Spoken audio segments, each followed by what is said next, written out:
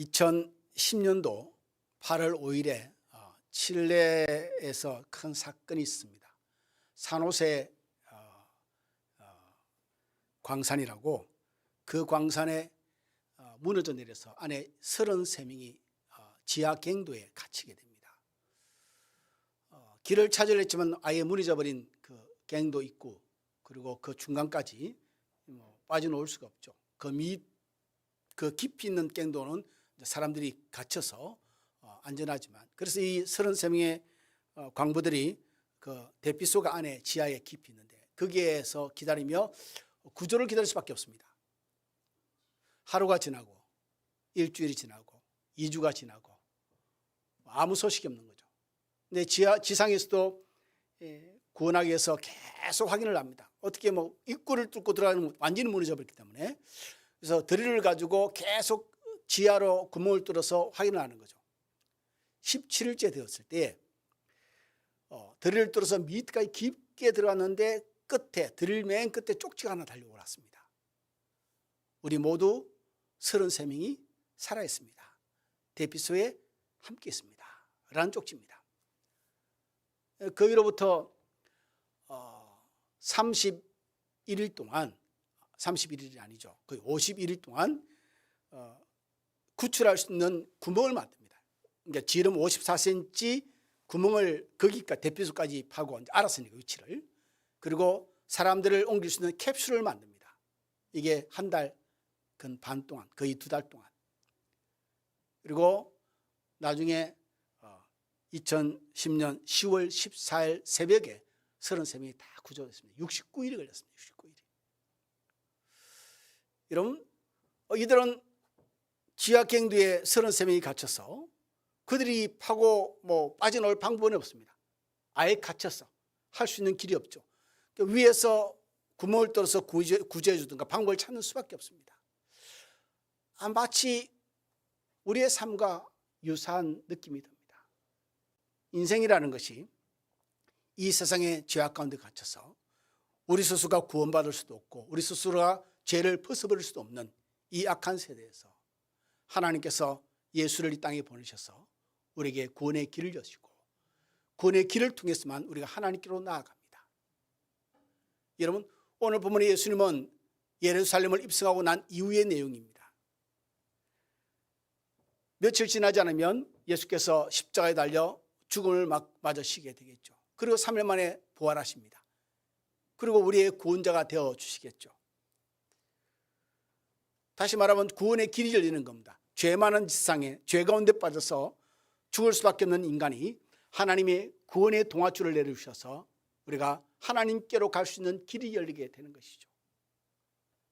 오늘 본문에 예수님께서 이렇게 말씀하십니다. 내가 곧 길이요 진리요 생명이니 나로 말미암지 않고는 아버지께로 올 자가 없느니라. 그러니까 이 세상이 죄악 가운데 차서 하나님께로 나아갈 수 있는 길이 막혔는데 예수께서 구원의 통로를 만들어 주셔서 하나님께 나아갈 수 있도록 그 역할을 해 주셨다는 것이죠. 오늘 보면 4절에 예수께서 제자들에게 이렇게 질문하십니다. 질문을 하다 말씀을 하시는 것이죠. 이렇게 말씀하십니다. 내가 어디로 가는지 그 길을 너희가 아느니라 합니다. 내가 어디로 가는지 내 가는 길을 너희가 아느니라. 이 말의 의미가 뭐냐면은 예수께서 이제 어떻게 고난을 받고 죽임을 당하고 부활하시고 이 이야기를 아마 지금쯤이면 제 아들이 알게 될 것이다라고 생각하신 것이죠.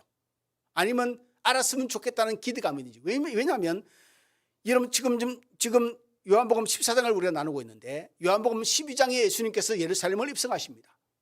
근데 그 전에 요한복음 2장, 요한복음 3장, 요한복음 8장, 요한복음 10장 무슨 말씀을 하시냐면 예수께서 죽임을 당하고 고난을 받고 죽음을 당하고 부활하실 것을 언급하신 부분들에 대한 내용들입니다.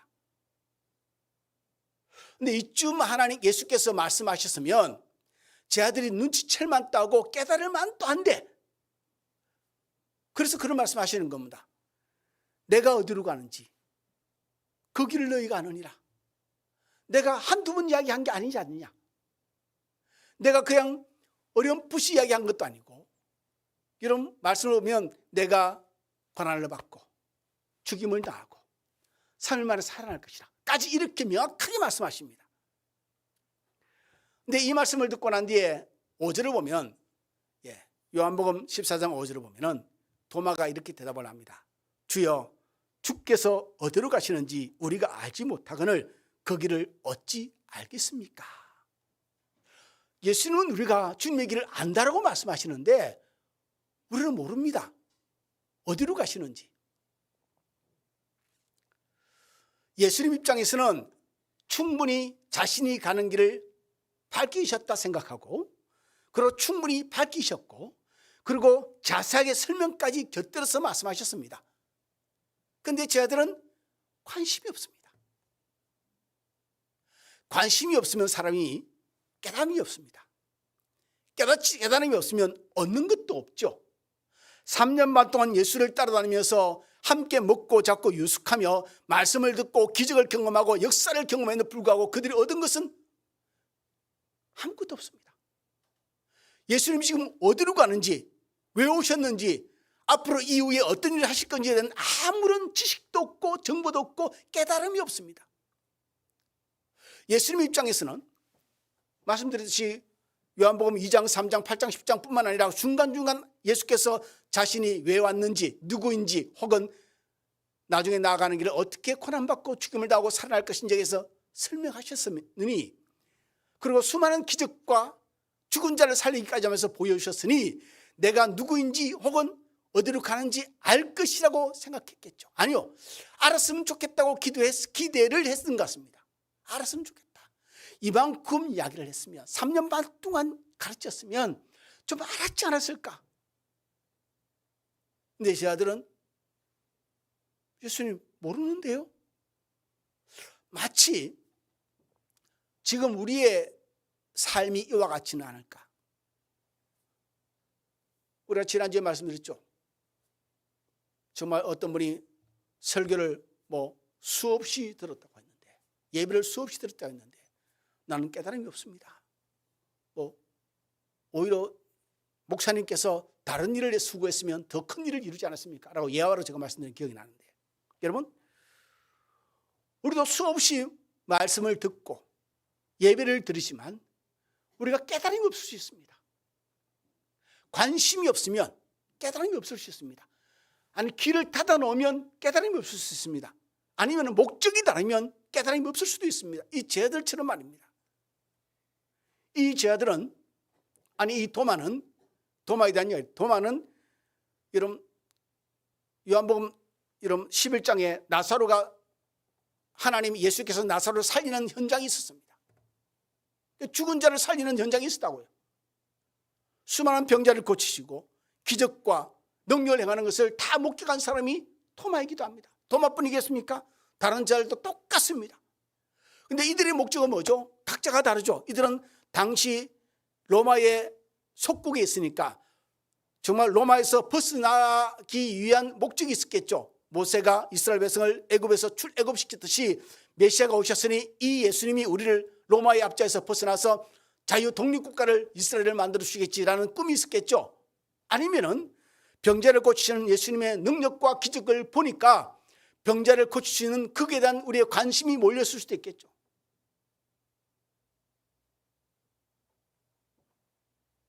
그런 과정 가운데서 예수님은 눈이 말씀하십니다. 인자가 들려야 하리라. 광야에서 뱀이 들린 것처럼 인자도 들려야 하리라. 이게 죽음을 상징합니다. 예수의 죽음을. 이게 첫 번째입니다. 그런 눈이 말씀하십니다. 내가 고난을 받고 죽임을 당하고 3일 만에 살아날 것이다. 한 번, 두 번 말씀하신 게 아닙니다. 마가복음 8장, 9장, 10장을 보면 3번 연속 똑같은 말씀을 하십니다. 그럼에도 불구하고 관심이 없으니 그들은 그게 귀에 들어오지 않습니다. 예수님은 이렇게 말씀하십니다. 4절에 내가 어디로 가든지 그 길을 너희가 알 것이라. 지금쯤이면 알 때도 되지 않았을까? 지금쯤이면 내가 누구인지도 알았을지 않았을까? 관심이 없으니 도마의 말이 그 당시에 제자들의 입장과 똑같지 않았을까? 아니, 우리가 주님이 가는 길을 어떻게 알겠습니까? 우리가 알지 못하는데 그 길을 우리가 어떻게 알겠습니까? 깨달음이 없는 제자들에게 아예 정확하게 자신의 존재를 밝히십니다. 오늘 본문 6절이죠. 4절의 말씀을 전파하시고 5절의 도마의 어처구니 없는 대답 가운데서 예수께서 정확하게 말씀하십니다. I am the way. 내가 길이요. 내가 길이요. 진리요. 생명이니 나로 말미암지 않고는 아버지께로 올 자가 없느니라. 하나님께로 올 자가 없느니라.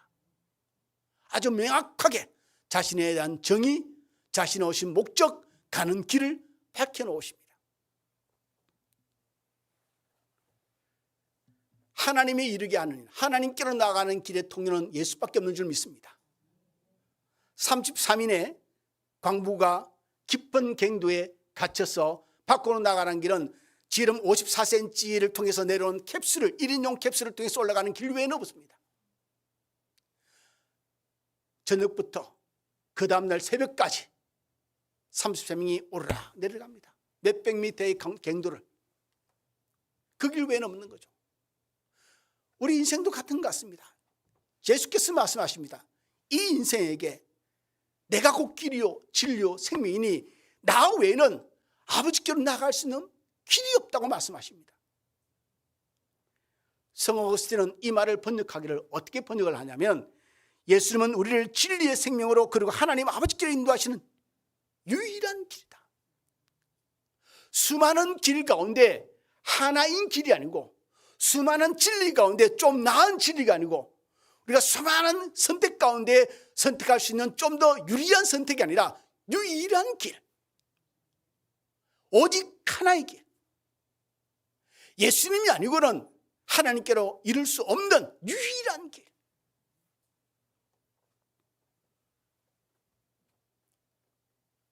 이 예수님의 말씀은, 14장 6절 말씀은 단지 제자들에게 혹은 어처구니 없는 말을 던지는 도마를 향해서 주께서 주시는 명확한 말씀일 뿐만 아니라 오늘 이 시대를 살아가는 우리에게 삶의 진리를 찾지 못하고 길을 찾지 못하고 방황하는 우리의 어리석은 가운데 던지는 명쾌한 하나님의 대답이다. 내가 곧 길이요, 내가 진리요, 내가 생명이다. 나로 말미암지 않고는 아버지께로 올 자가 없느니라. 여러분, 사도행전 4장 12절은 또 이렇게 말씀합니다.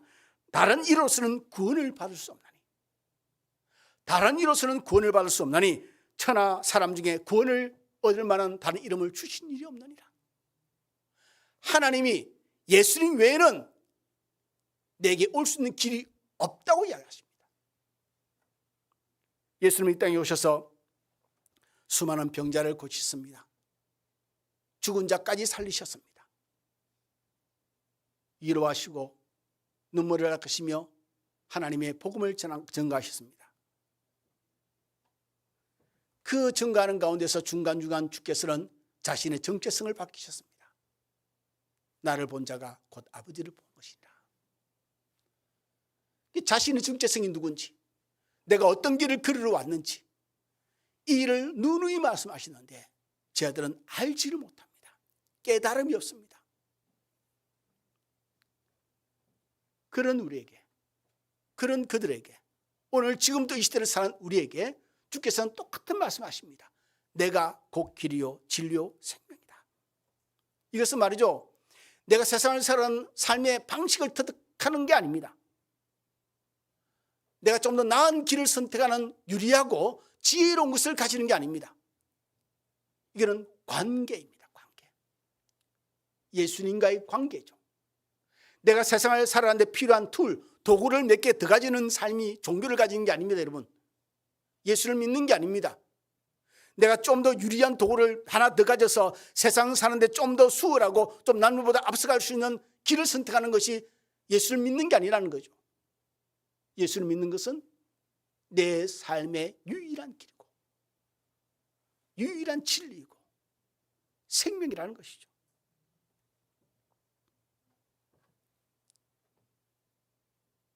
여러분들이 삶의 여러 길 가운데서 예수님이 기름을 믿고 사는 것, 수많은 진리와 지식이 떠도는 이 세상 가운데서 흔들리지 않고 예수를 믿는, 예수를 아는 것이 최고의 지식과 진리임을 믿고 사는 것. 교회가 그 답을 주는 게 아닙니다. 목사인 저도 아닙니다. 오직 예수만이 줄 수 있습니다. 제가 여러분 앞에 내가 길이요 진리요 생명이다, 그럼 이단이 되는 거죠. 교주가 되는 겁니다. 아니요, 예수님만이 우리에게 주시는 유일한 말씀입니다. 예수님만이 줄 수 있는 메시지인 거죠. 내가 길이요 진리요 생명이다. 나로 말미암지 않고는 아버지께로 올 자가 없다. 여러분, 요한복음 5장 39절에 예수께서 이렇게 말씀하십니다. 너희가 성경을 상고하거니와 성경은 곧 나에 대해서 말하는 것이라. 그러니까 성경이 신약부터 구약까지 66권을 기록되고 오랫동안 베스트셀러로서 이 땅에 존재하는데 본질은 뭐냐면 예수를 알아가는 것이죠. 예수를 알 수 있는 겁니다. 그럼 여러분 우리가 예수를 믿고 우리가 주께서 말씀하신 대로 길이요 진리요 생명인데 그 길을 잘 따라가려면 그 길을 잘 알아야 되죠. 잘 알아야 될 거 아닙니까 여러분? 그러면 성경을 잘 알아야 되겠죠. 제가 재밌는 게요, 예를 들어서 여러분 축구 선수가 있는데 프로 축구 선수가 있고 아마추어 축구 선수, 취미로 축구하는 사람이 있어요. 그럼 프로 축구 선수가 말하기를 나 축구 조금 합니다 라는 말하는 것과 아마추어 취미로 하는 축구 선수가 나 축구 좀 합니다, 여러분 같은 수준은 아니겠죠. 여러분 그렇지 않겠습니까 여러분? 어저께 여러분 제가 좀 TV를 저녁에 봤는데 제가 탁구를 좋아하니까 어제 홍콩에서 열린 세계 선수권 탁구 대회가 있습니다. 우리나라 선수가 금메달을 땄어요. 그것도 복식인데 그 친구들이 중국을 준결승에서 결승에서 세계 1위 팀을 다 끊고 우승을 했습니다. 할렐루야. 이걸 할렐루야 해야 될지 굳이 할렐루야 할 필요 없는데 제가 어제 너무 기분이 좋았습니다. 애들이 너무너무 잘해요. 그런 친구들이 나 탁구 좀 칩니다 라는 것과 제 수준에서 제가 좀 탁구 칩니다, 말도 안 되는 이야기죠. 여러분 영국에서 제가 친구들하고 탁구를 치는데 그 영국에 한 명, 그 아프리카에 한 명 같이 셋이서 탁구 쳤습니다. 그런데 애들이 하는 말이 그래요. 야, 너 한국에서 선수했냐 그래요. 선수는 아니고 아마추어 중에서 그렇게 잘하는 편이 아니에요. 제가 그냥 보통이에요. 그냥 넘겨주고 받을 정도입니다. 아주 대단히 뛰어나진 않습니다. 근데 걔들 수준으로 볼 때는 선수급이에요. 왜? 걔들 너무 못 쳐요. 이런 11점 게임을 하면요 한두 개밖에 걔들이 저한테 못 따요. 왜? 서브를 넣으면 서브를 자체 못 받아요 애들이. 회전과 커트를 알아야 되는데 무회전도 알아야 되는데 몰라요. 근데 아무리 그래도 제가 걔들 앞에서는 선수급이에요. 근데 제가 여러분 우리나라 탁구 선수 앞에서 좀 친다고 그러면 얼마나 비웃겠습니까? 여러분 주께서 말씀하십니다. 내가 곧 길이요 진리요 생명이다. 그런데 주께서 말씀하시죠. 너희가 성경을 상고하거냐. 이 성경은 나에 대한 이야기다. 그럼 우리가 예수를 잘 믿고 예수를 잘 따라가고 진리 대신 예수를 더 깊이 알아야 되고 더 잘 믿고 제대로 믿으려면 성경을 알아야 될 거 아닙니까? 여러분 내년에 정말 여러분 성경을 좀 많이 읽으시기 바랍니다. 하루에 10분 읽으세요. 그럼 1년에 1독을 합니다. 하루에 30분 읽어보세요 여러분. 그러면 2독 반을 할 겁니다. 성경을 읽어야 주를 깊이 알아가죠. 성경을 읽어야 성경에 기록된 주께서 우리에게 요구하시는 것이 무엇인지, 그의 마음이 무엇인지, 우리가 어느 길을 따라갈지, 진짜 예수께서 원하시는 길이 무엇인지 우리가 점점 깨달아가고 깊어져 가죠. 여기에 기웃 저기 기웃하지 마세요. 집에서 성경을 읽으세요. 모르면 이해가 안 되면 계속 읽으세요. 그냥 Just keep going. Just keep reading the Bible. 그냥 읽으세요. 이해를 못해도 괜찮아요. 저도 그랬어요. 저도 예수를 처음 믿고 성경 읽어도 뭔 말인지 몰라요. 읽으면 잘 졸고 읽다가 자다가 깨고 읽다가 자다가 깨고 1독을 하고 2독을 하고 3독을 하고 5독을 하고 10독을 하고 성경 보는 게 달라져요. 그러니 여러분 예수를 더욱더 깊이 알아가는 여러분 되시기 바랍니다. 뭐냐면 주께서 말씀하기를 내가 곧 길이요 진리요 생명이라고 하셨습니다. 우리가 이분을 믿는다면 이것이 우리의 진리겠죠. 예수님이 우리의 유일한 길입니다. 우리가 어떤 다양한 선택 가운데 선택할 수 있는 기준이 되는 것이 예수님이셔야 되는 것이죠. 수많은 지식 가운데 혼란 가운데서 헷갈릴 때 우리 그 선택의 기준이 되는 것이 예수님이셔야 되는 것이죠. 그럼 우리가 이렇게 생각해 봐야 됩니다. 나는 예수님과 어떤 관계인가? 실로 예수님이 나의 길이요 진리요 생명인가? 내 인생의 그 무엇과도 바꿀 수 없는 진리인가? 내가 삶의 방황에도 선택할 수 있는 내가 유일하게 주어진 길인 예수님이신가?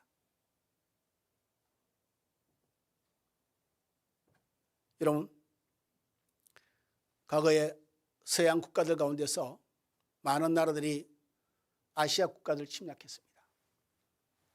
대표적인 나라가 영국이죠. 영국이 그 당시에 아시아 국가를 침략하고 할 때 이런 보고마가 6, 7, 80%입니다. 보고마가. 이 영국이 인도를 오랫동안 통치했습니다. 식민지화 시켜서. 그리고 놓아주고 떠났죠. 인도가 기독교를 믿지 않습니다. 네덜란드는 세계에서 유일하게 장로교를 국교로 믿고 있는 기독교 국가입니다. 수상이 기독교인이고 수상이 목사고 그리고 장관들이 신학자고 다 그렇습니다. 그 네덜란드가 인도네시아를 오랜 기간 통치했습니다. 인도네시아는 90%가 모슬렘이 되었습니다. 기독교는 5%에서 7%밖에 되지 않습니다. 뭔 말씀을 드리고 싶냐면 서양의 유럽의 국가들은 말이죠. 다른 나라를 침략해서 통치할 때 관심은 하나입니다. 뭐죠? 돈입니다. 돈. 물질이죠. 그것만 걷어가면 됩니다. 영국 친구가 저한테 한 말이 있어요. 아니 그 다른 나라를 통치하면 필요한 것만 갖고 가면 되지. 일본이 우리나라를 통치한 개념의 그 방식을 너무 이상하다는 거예요. 무슨 이름까지 바꾸고 머리까지 자르고 별양 이상한 일을 다 했으니까 이해는 못하는 거예요. 왜? 침략해서 정복하고 다스리는 것 가운데 가장 중요한 것은 물질이라는 거죠. 문제는 이 기독교가들이 그들의 신앙을 가지고 침략해서 이익을 취한 것까지는 그럴 수 있다 치더라도 복음을 나눔이 없습니다. 그러니 오랫동안 통치한 인도가 오랫동안 통치한 인도네시아가 기독교하고는 아예 담을 쌓았습니다. 네덜란드 같은 경우는 아브라함 카이프라는 위대한 신학자가 있습니다. 그 사람이 수상까지 했습니다. 그럼에도 불구하고 그러니 기독교 신앙은 방식의 문제, 방법의 문제가 아닙니다. 관계의 문제죠. 관계의 문제. 어떻게 내가 예수와 관계를 맺고 어떻게 저 사람이 예수와 관계를 맺게 만들어주는가. 예수님은 나에게 왜 필요할까? 내 인생의 길, 내 인생의 진리, 내 인생의 생명, 아니면은 내가 이 땅에서 좀 더 유복하고 좀 더 평안하고 좀 더 잘 살고 싶은 하나의 도구인가? 내 삶에 좀 더 쉼터가 필요한 액세서리인가? 그러니 우리에게 한번 질문을 던져봐야 됩니다. 제가 말씀드렸죠. 예수님이 제시한 이 길은 하나님께 나아가는 유일한 길이라고. 그럼 우리도 인생을 사는 방식의 선택 가운데 예수님의 방식이 유일한 길인가? 유일한 진리인가? 유일한 생명인가? 누가복음 9장 23절에 예수께서 제 아들에게 이렇게 말씀하십니다. 아무든지 나를 따라오려거든 자기를 부인하고 날마다 제 십자가를 지고 나를 따라올 것이니라. 예수를 믿고 따른다는 것은 예수를 믿기 때문에 내가 삶에서 져야 할 십자가가 있는 것을 용납한 사람들입니다. 예수 믿고 지금보다는 좀 더 나은 삶, 편한 삶, 더 부유한 삶이 아니라 이것이 내 인생의 가치이기 때문에, 생명이기 때문에, 진리이기 때문에, 내가 목숨을 걸어도 좋을 만큼 가야 할 길이기 때문에 그것을 발견했기에 그 길을 가는 것이죠. 오늘 말씀을 듣고 저나 여러분 모두가 다시 한번 기억하십시다. 하나님이 세상을 이처럼 사랑하사 독생자를 주셨으니 이는 저를 믿는 자마다 멸망치 않고 영생을 얻게 하려 하십니다.